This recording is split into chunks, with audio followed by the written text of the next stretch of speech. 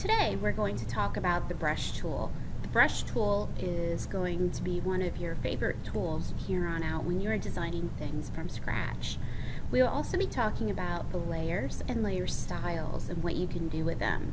As always, when you are creating designs in Photoshop, you want to pay attention to your layers and use multiple layers. All you have to do is click the new layer button, and when you do that, it creates new layers which you can rename as you're working or in advance if you know what you're putting on them. The brush tool over in the toolbox, you can either click on or hit B on your keyboard to get to it. When you have the brush tool, the color that it will be using is already set in your foreground color in the toolbox. However, you can always go and change it to something else. And then all you do, click and you have some color on your screen. Now, that is not all that the brush tool does. There are different settings for the tool, such as opacity, which changes how transparent it is, and how much flow. So that is very similar to opacity, yet as you drag and are creating a line, it will change how much it flows, and it affects different brushes different ways. Up in this drop down here, you see that there are numerous brushes. You can select whatever brush is appropriate for your design, as well as download more brushes, and we'll talk about that in just a little bit. When you change your brush, you can then go and still change colors. And on your keyboard, if you are sitting and designing, instead of having to go back up and click and change the size, when you're sitting on your document, you can right click to change the size, or if you don't want to right click, you can use the brackets down at the bottom. The right bracket makes things larger, the left one makes it smaller. So this works with every single brush. So we have a blue circle right now, so I'll go ahead and just put that there. And there's numerous brushes that are pre-existing with Photoshop.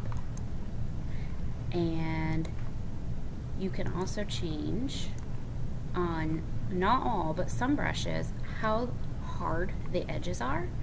The hardness of the edges makes it look like it's feathered.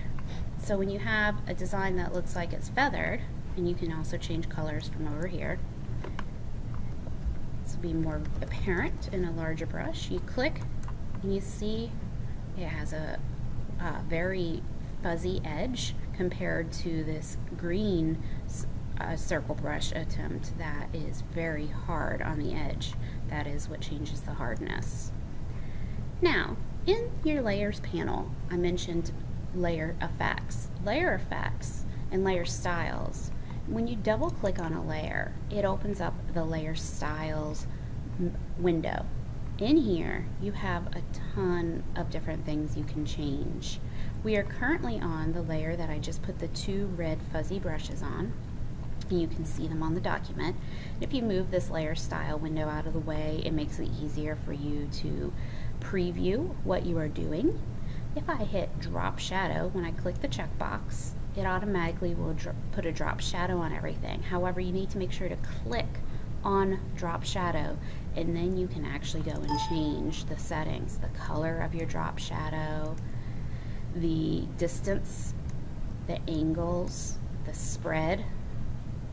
Sometimes you don't want to go too crazy, but playing around and seeing different things that happen, noise. And as you can see on this particular one, it has a fuzzy edge to begin with, so it really has some interesting effects. Bevel and emboss, you don't really see as much with this particular layer. I'm going to go ahead and hit OK on that one. And you see once I hit OK, in my layers panel, it shows that there are effects. If you wanted to see what it looked like without a specific effect, it has the eyeball just like the layers that hides the actual effects. You can have all the effects there or none of them.